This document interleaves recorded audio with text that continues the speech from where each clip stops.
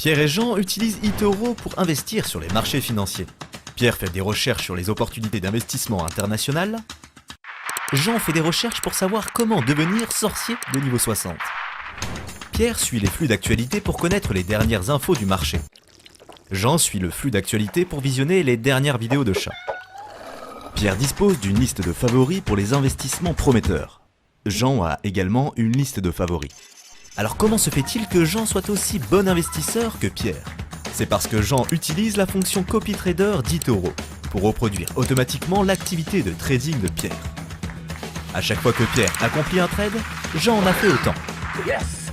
Trader comme Pierre avec eToro, le leader mondial des plateformes de trading social.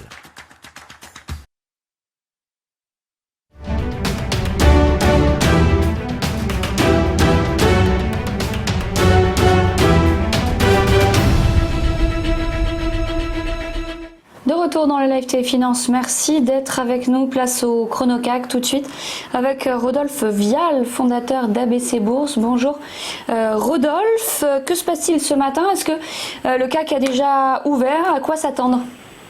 Bonjour Clotilde, en effet le CAC a ouvert depuis 2 minutes maintenant à la Bourse de Paris, il est en légère hausse de 0,24% à l'heure où on parle, une ouverture timide mais dans le vert, ce qui est déjà plutôt pas mal compte tenu de la semaine que nous venons de passer, puisque c'est qu'on a réalisé une grosse performance la semaine dernière, une hausse de quasiment 4% sur l'indice français, mais des volumes néanmoins en baisse permanente, hein, comme on peut le voir sur le graphique. Donc les opérateurs aujourd'hui sont dans le même état d'esprit, c'est-à-dire que c'est la perspective d'une réouverture graduelle des économies européennes qui porte les marchés. Et en fait, on ne se focalise pas sur les dégâts occasionnés par la crise. Donc aujourd'hui, on est véritablement porté par ça. Alors, on est encore d'ailleurs porté par les statistiques américaines de l'emploi, même si effectivement 20 millions de destructions d'emplois publiées vendredi, c'est colossal, hein, c'est pire que pendant toute la crise financière, mais c'est un peu moins que prévu.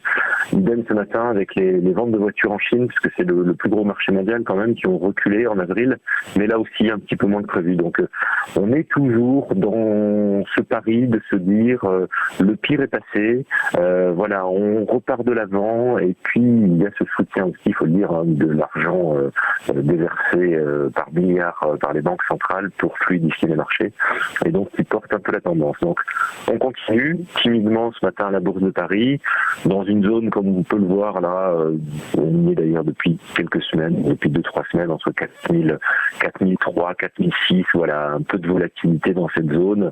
On devrait rester pas trop loin de ces niveaux néanmoins, donc savoir si une éventuelle deuxième vague ne vient pas casser cette belle mécanique.